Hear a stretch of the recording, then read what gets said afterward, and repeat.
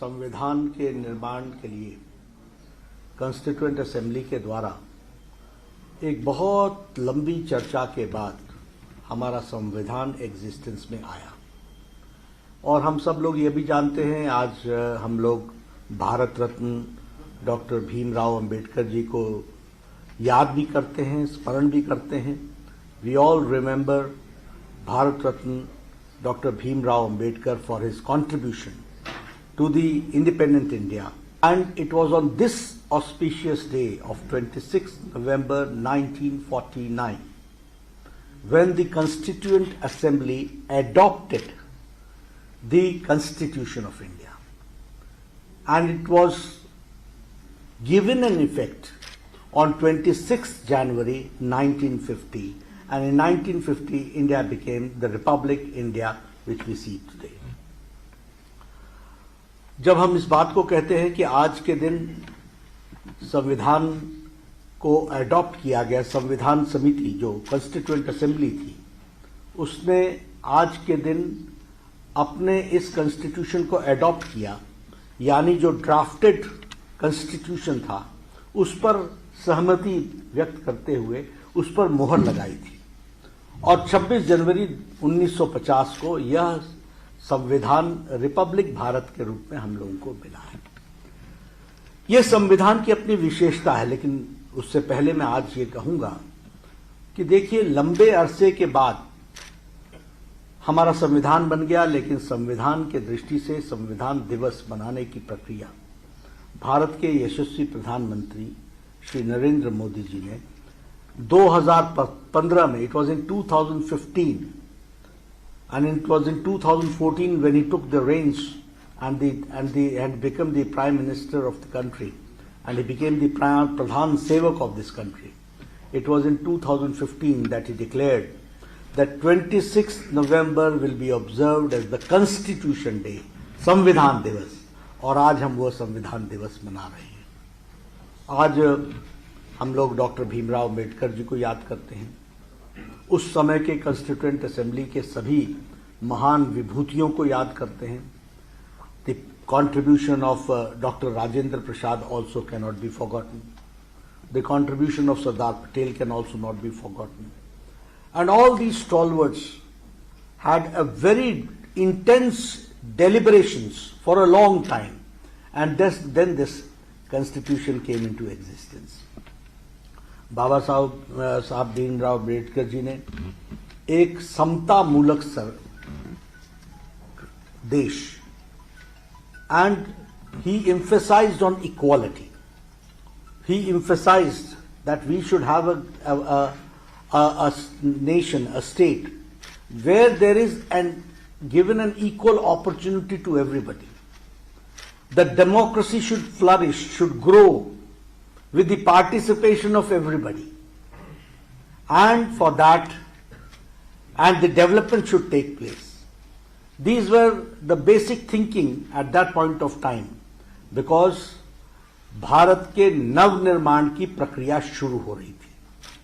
आजाद भारत में, भारत के नवनिर्माण में हम कैसा समाज देखना चाहते हैं? हम समता मूलक समाज देखना चाहते हैं, और where everybody is given the opportunity. और इसलिए हम लोगों को आज जब हम संविधान दिवस है तो हमें संविधान के प्रियम्बल को बहुत बहुत गहराई से पढ़ना चाहिए। उसमें उन्होंने बड़े स्पष्ट शब्दों में लिखा है कि ये भारत हमारा कैसा भारत होगा और किस तरीके से हम इस समाज को आगे बढ़ाने वाले हैं। और उसी तरीके से हमारे यहाँ बहुत जोर इस बात का भी दिया गया कि fundamental rights should be protected, और फंडामेंटल राइट्स पर बहुत गहराई से चिंतन करते हुए, and we can see that because of the fundamental rights governments may come, governments may go, लेकिन हमारा fundamental right and democracy should flourish, and that power we have got from the constitution of India, which was enunciated and drafted by Bharat Ratna Dr. Bhimrao Ambedkar. We remember this day as Constitution Day, and we also remember Dr. Bhimrao Ambedkar for that. He did not only talk about the rights, he also talked about the duties. Duties of the individuals, and how we have to protect and see that this democracy flourishes. और इसलिए उन्होंने duties पर भी बहुत जोर दिया।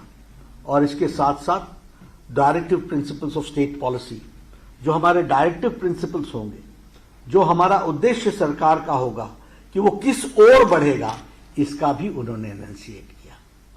सो it was a very well thought document and we can say that दुनिया में हमारा संविधान एक बहुत ही उच्च कोटि का संविधान, और जो सारी प्रोज एंड कॉन्स की चिंता करते हुए चेक्स एंड बैलेंसेस को बहुत अच्छी तरीके से रखता है। और इसीलिए आप देखेंगे कि हमारी प्रजातंत्र हमेशा बढ़ती ही चली गई है, पनपते हुए आगे बढ़ती चली गई है, और एक वटवृक्ष की तरह ये प्रजातंत्र में सबको बढ़ने का, सबको उसका अधिकार मिलता है। वह अधिकार हमको इस संविधान से मिलता है। इसलिए I would request everybody that when we observe this Constitution Day, we should read the rights, but along with rights, we should also read and understand the duties, because the duties are is the beauty where the Constitution is protected and the democracy and the republic is protected of this country, that we have to understand. तो उसको भी हमको ध्यान में रखना है।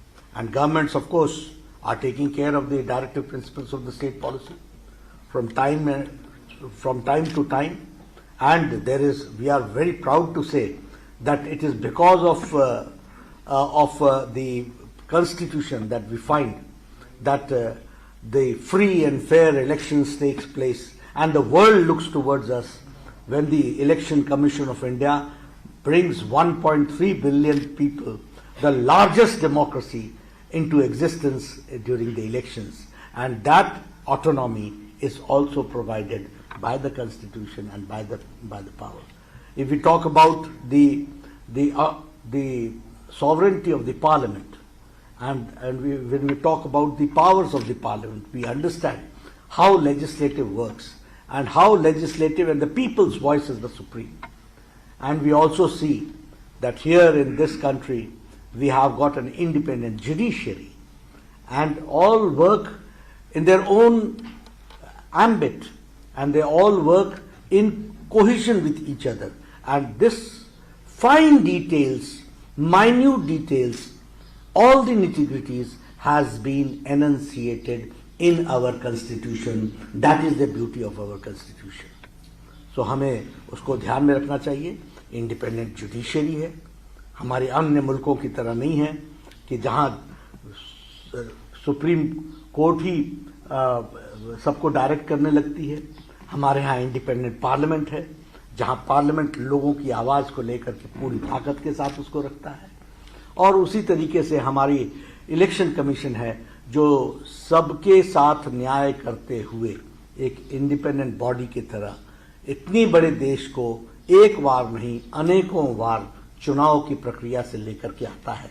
And people's voice is protected by the election commission of India during the time of elections, and all these checks and balances has been enunciated in the Constitution of India.